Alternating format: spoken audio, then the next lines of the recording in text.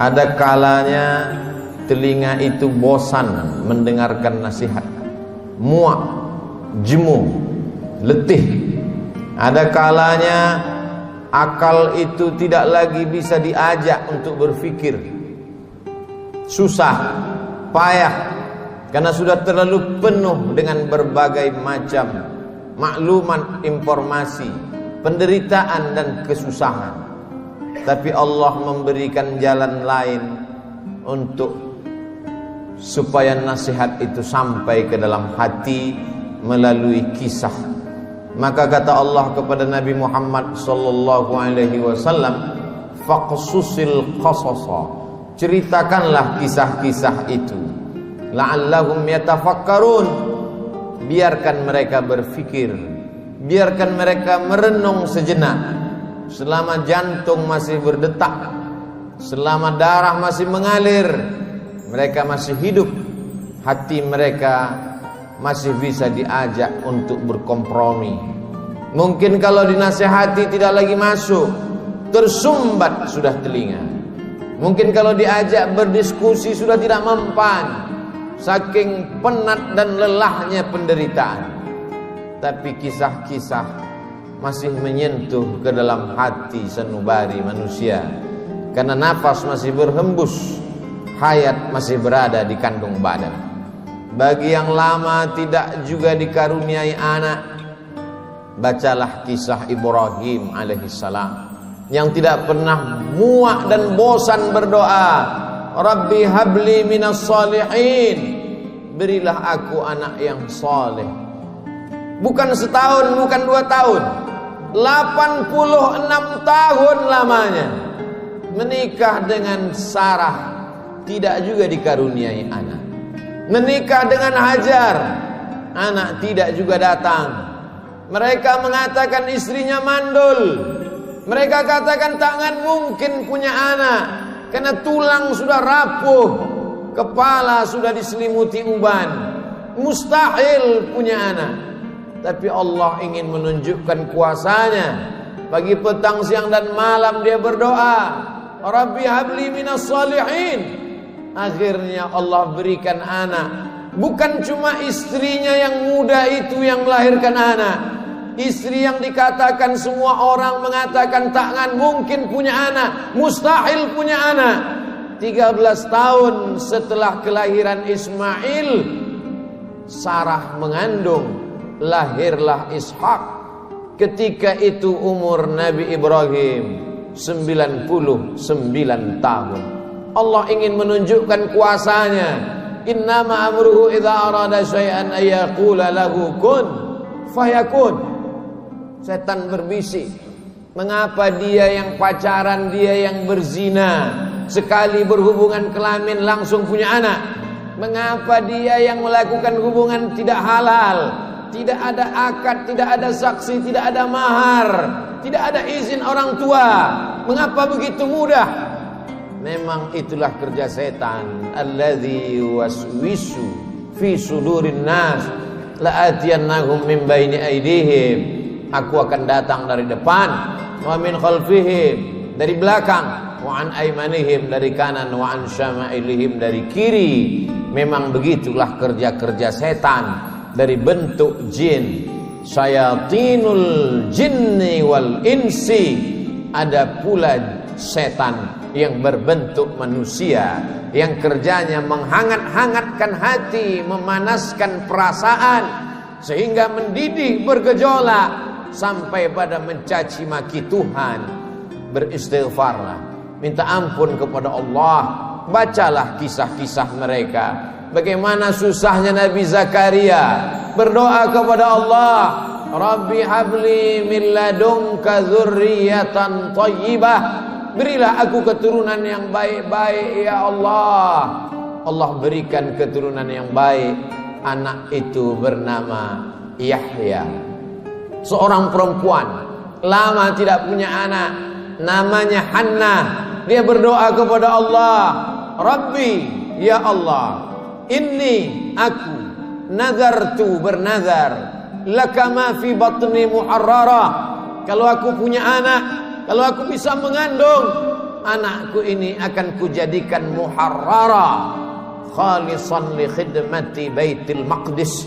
Dia tidak akan menjadi petani, dia tidak kusuruh bercocok tanam, dia tidak akan mencari ikan di tengah laut menjadi nelayan, dia tidak akan menjadi pegawai kerajaan. Dia hanya akan aku jadikan muharrara, menjadi pelayan Baitul Maqdis. Hidupnya hanya akan menjadi pelayan rumahmu ya Allah. Dia tidak ada kerja lain. Kuwakafkan anakku ini untukmu ya Allah. Fataqabbalaha rabbuha. Allah kabulkan doanya biqabulin hasanin wa ambataha nabatan hasana. Anak itu tumbuh dengan pertumbuhan yang baik. Wa inni sammaituha Maryam. Anak itu aku beri nama Maryam. Wa inni u'idzuha bika wa dzurriyyataha. Aku minta perlindungan kepada engkau, bukan hanya kepada dia, wa dzurriyyataha, tapi sampai kepada anak cucunya, minasyaitonir rajim, supaya jangan sampai dia diganggu, digoda oleh setan yang terkutuk. Begitulah mereka orang-orang yang soleh. Ibrahim, Zakaria, Hannah, suaminya Imran, satu surat khusus untuk mereka. Nama suaminya Imran, nama istrinya Hannah. Hannah melahirkan anak Maryam, Maryam melahirkan anak Isa. Mereka orang yang dekat dengan Allah, tapi tetap diuji oleh Allah. Mereka orang yang dipilih Allah, tapi hidup mereka juga penuh dengan penderitaan dan kesusahan.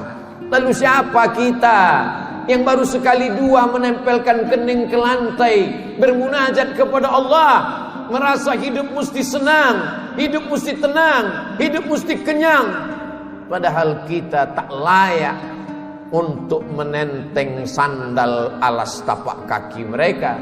Kita bukan apa-apa dan kita bukan siapa-siapa. Bagi yang hidupnya selama ini berada di istana yang megah dan cantik, penuh dengan emas, berlian, permata, harum, semerbak, tiba-tiba tercampak dan terbuang, bacalah kisah Musa alaihissalam. Dibesarkan di istana Fir'aun, lengkap dengan pelayan, makanan, pakaian terjaga bersih rapi, penuh dengan dayang-dayang. Sampai akhirnya dia melihat ada dua orang yang sedang berkelahi. Fawakazahu Musa. Musa melerai, jangan kalian bergaduh, jangan berkelahi. Tapi kedua orang ini tidak juga menghentikan perkelahiannya. Fawakazahu Musa. Musa meninju dan memukulnya. Orang yang dipukul itu mati. Dan kebetulan yang mati itu adalah masyarakat kelas atas, masyarakat keluarga Fir'aun. Musa takut. Dia pergi bernaung di bawah kayu yang rindang sambil berpikir meninggalkan istana Fir'aun yang megah, gagah, perkasa. Ketika Nabi Muhammad SAW Isra Mi'raj, Nabi melihat dari Burak turun ke bawah. Dia lihat ada pohon yang rindang di tengah gurun pasir. Nabi bertanya kepada Jibril alaihissalam, pohon apa itu Jibril? Jibril menjawab, itulah pohon tempat bernaungnya Musa alaihissalam ketika dia terusir dari istana Fir'aun. Ayah tidak ada, ibu tidak ada, istri tidak punya, anak apalagi, sebatang kara, terbuang jauh dari istana. Satu-satunya berpegang teguh hanya kepada Allah. Orang yang bersama dengan Allah hatinya menjadi ramai walaupun dia di tengah kesunyian. Orang bersama dengan Allah dia bahagia walaupun dia dalam kesusahan dan penderitaan. Orang yang bersama dengan Allah tak pernah putus asa. Bersama dengan harta akan binasa, bersama dengan kemegahan, kemuliaan, jabatan akan berakhir. Bersama dengan dia, siapa dia? Al-Hayyu Maha Hidup. Bersama dengan dia, siapa dia? La ta'khudhuhu sinatun wala naum. Dia yang tak mengantuk dan tidak tidur. Ternyata itu hanya skenario Allah. Allah ingin melepaskan Musa dari kungkungan harta benda, dari cengkraman kekuasaan Fir'aun terlaknat. Allah ingin mempertemukan Musa dengan guru yang bijaksana, Syuaib namanya. Dari kejauhan Musa melihat orang ramai. Ternyata mereka ngantri untuk mengambil air di sebuah sumur tua yang pintunya tertutup batu yang besar. Tidak sanggup mereka menggeser batu itu, walaupun mereka berkumpul beramai-ramai. Musa dengan kekuatan yang dititipkan Allah menggeser batu itu. Dengan mudahnya tutup sumur terbuka. Nabi Musa melihat ada perempuan yang jauh di barisan belakang. Dia panggil perempuan itu untuk mengambil air. Ternyata perempuan itu membalas budi Musa. Dia mengajak Musa untuk berjumpa dengan ayahnya, karena ayahnya lama mencari pengembala kambing. Apa kata si anak? Inna khaira man ista'jartal qawiyul amin. Kalau kau ingin mencari pengembala kambing ayah, selama ini kau susah mencari anak muda, pilihlah anak muda ini. Dia orangnya jujur dan amanah. Dari mana kau tahu dia jujur?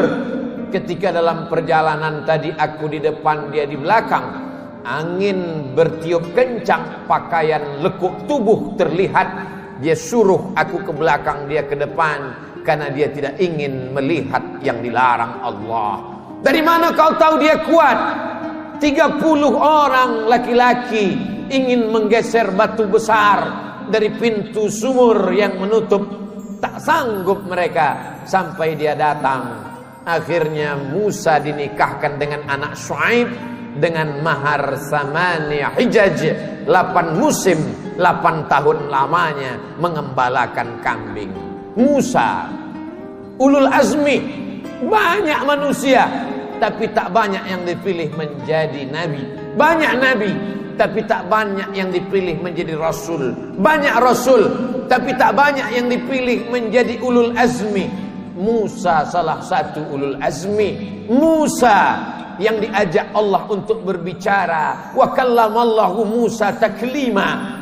Tapi sungguh pun begitu, pernah juga dia merasa terasing, kesunyian, kesepian, tercampak, terjatuh dari istana yang megah. Lalu siapa kita? Kita sedang diajak Allah untuk membanding-bandingkan diri dengan orang-orang yang soleh, yang hebat itu.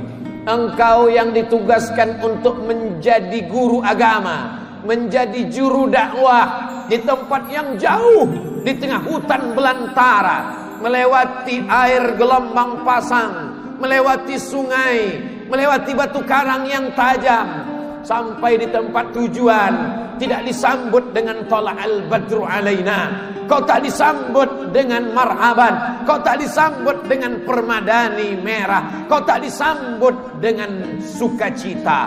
Dicaci maki, diejek. Akhirnya hati merasa marah, panas, meninggalkan dakwah, masuk ke dalam perahu. Perahu terombang-ambing di tengah lautan. Nampaknya barang-barang mesti dicampakkan. Satu persatu barang-barang dibuang ke laut. Namun perahu tetap juga penuh akan tenggelam. Mau tidak mau, suka tidak suka, penumpang mesti diundi. Dan undian itu jatuh ke tanganmu 3 kali. Kalau sudah 3 kali tak ada pilihan, kau mesti dicampakkan ke tengah laut. Mulut ikan nun sudah siap menganga menelan, berada dalam 3 kegelapan. Gelap malam, gelap lautan, gelap perut ikan. Ada kalanya kita merasakan kegelapan, hutang keliling pinggang, satu pun tak ada yang suka. Kawan menjadi lawan, keluarga menjadi musuh. Apa yang dapat kau ucapkan? Itu yang dirasakan oleh Nabi Yunus alaihi salam.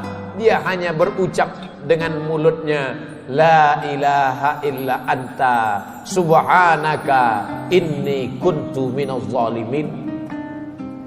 La ilaha illa anta, tiada Tuhan selain engkau.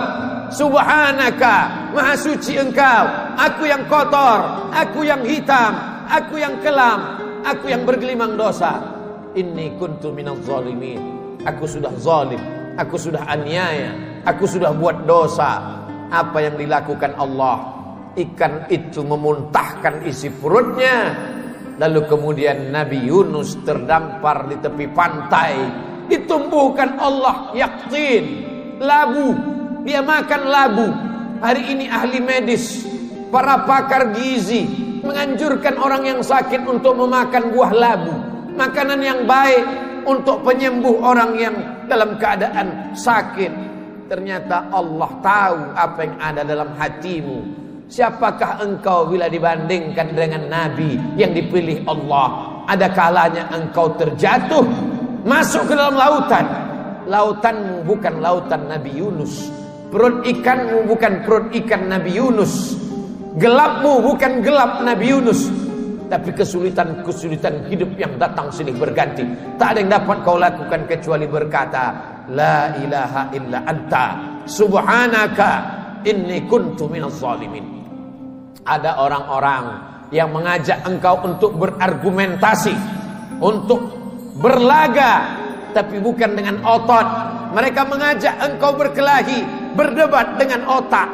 Otakmu cerdas, IQ-mu hebat, IP-mu tinggi, sarjana S1, S2 dan S3. Kau akan menang melawan mereka. Mereka bertanya, "A'anta fa'alta hadza bi alihatina?" Kaukah yang sudah menghancurkan berhala-berhala kami? Kaukah yang sudah meluluh lantakkan sembahan-sembahan kami? Dengan ringan dia menjawab, "Bal fa'alahu kabiruhum hadza." Bukan aku yang menghancurkannya. Yang menghancurkan berhala ini, patung-patung ini adalah patung yang paling besar. Lihat dari lehernya ada kampak. Dialah yang sudah menghancurkan. Ternyata orang-orang yang hebat berargumentasi itu, ketika dia kalah, dia tidak pakai otaknya, tapi yang dia pakai ototnya, yang dia pakai tenaganya, yang dia pakai kekuasaannya, yang dia pakai jabatannya. Kumpulkan semua kayu-kayu, bakar. Mereka membakar Nabi Ibrahim karena kalah berdebat dengan otak. Mereka pakai otot, jabatan, kekuasaan, tenaganya mereka pakai. Bakar, harriquhu, bakar dia. Tidak ada tempat berserah diri kecuali Allah. Nabi Ibrahim hanya meminta, bermohon kepada Allah. Apa yang dikatakan Allah, apa yang dikirimkan Allah. Allah tidak kirim tayran ababil. Allah hanya berkata, Ya nar, wahai api, kuni bardan, sejuklah, wasalaman, selamatlah ala Ibrahim. Api itu redup, api itu yang selama ini membakar, menghanguskan, meluluh lantakkan, membinasakan. Tapi kali itu Ibrahim keluar dari api unggun dalam keadaan salaman ala Ibrahim. Selamat untuk Ibrahim. Ibrahim kita ucapkan bukan sekedar pemanis bibir di ujung lidah. Ibrahim kita sebut kama sallaita ala Ibrahim wa ala ali Ibrahim, kama barakta ala Ibrahim wa ala ali Ibrahim. Kalau anakmu mati, ternakmu mati, kebunmu kering kerontang, segala penghasilanmu hilang, tak cukup sampai di situ, penyakit pun datang, orang-orang menjauh. Bacalah kisah Nabi Ayub alaihissalam. Adakah Nabi Ayub berkeluh kesah?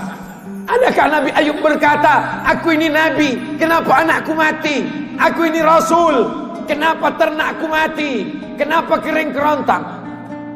Dia hanya berkata, Rabbi, ya Allah, anni massanyad dur, aku kena penyakit ya Allah. Wa anta arhamur rahimin, engkau maha penyayang di antara yang sayang. Tidak ada Nabi Ayub berkata sehatkan aku. Nabi Ayub tak minta sembuhkan aku. Dia hanya berkata anni massanyad dur, aku kena penyakit ya Allah. Wa anta arhamur rahimin, engkau maha penyayang di antara yang sayang. Dia malu meminta kepada Allah. Dia malu berkeluh kesah kepada Allah. Dia malu Malu adalah satu cabang dari iman. Malu kepada manusia biasa, malu kepada malaikat biasa. Tapi ini malu berkeluh kesah kepada Allah, malu meminta kepada Allah. Itulah akhlak para nabi. Faqsusil qasasa, ceritakan kisah-kisah itu, la'allahum yatafakkarun, mudah-mudahan mereka berfikir.